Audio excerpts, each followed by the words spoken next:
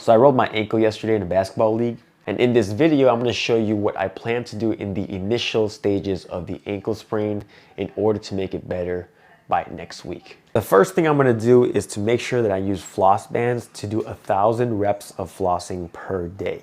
So to start, I'm going to use the floss band in order to wrap up my ankle. I'm going to start at the base of the foot and then move my way up. Once I have the ankle flossed up, I'm going to start by doing my ankle exercises. So it's going to be 10 reps up and down like this, 10 reps rotating to the right like this, and then 10 reps rotating to the left like this. So once I do 10 up and down, 10 to the right, 10 to the left, that is 30 reps. I repeat that 2 more times for 90 reps. And then for my last 10 reps to make it 100, I just do 10 up and down. Once you finish one cycle of the flossing, that's going to be 100 reps of flossing. Throughout the day, you're going to do 10 sets of 100. So by the end of the day, you have done 1,000 reps of ankle flossing. While you're flossing your ankles, you're doing a couple of things. One is that you are adding compression. So when you put the floss bands on, you are compressing the ankle, moving the fluid in the ankle and the swelling up the body. 2, as you are working with the floss bands, you're actually training and exercising the ankle joints, ligaments, and surrounding muscles.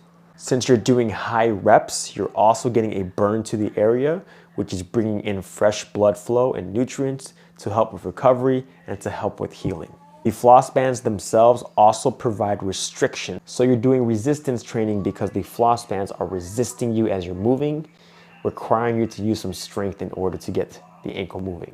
Once you're done with your 100 reps, you just take off the floss bands. Since you compress the area, more blood flow is going to rush back in, and again, that's going to help you with the recovery process. In a second, I'm going to show you what else I do in order to get blood flow in and out of the ankle area to help with the healing.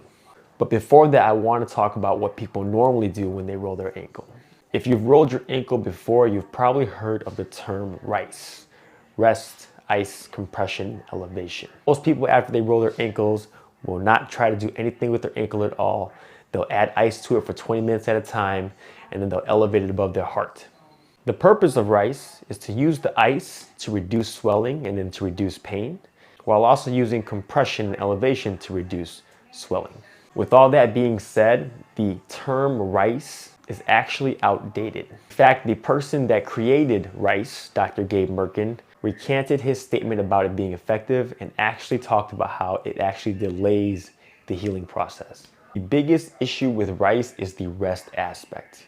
You don't want to leave an injured joint alone and not move it at all. Movement is what will bring back the strength and what will bring back some blood flow into the area so that you can get back to playing your sport faster. So instead of RICE and instead of specifically using ice, I actually use contrast hydrotherapy.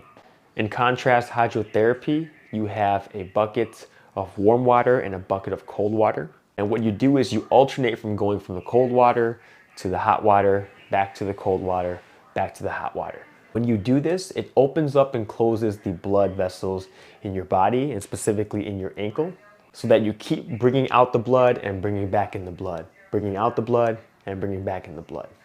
In phase 1 of an ankle sprain, you want to do a combination of flossing 1,000 reps a day and contrast hydrotherapy. Both of these methods will strengthen the ankle and help with recovery by bringing in more blood flow to the area. Once my ankle gets better, I'll show you what I do in the next phase of the ankle rehab process.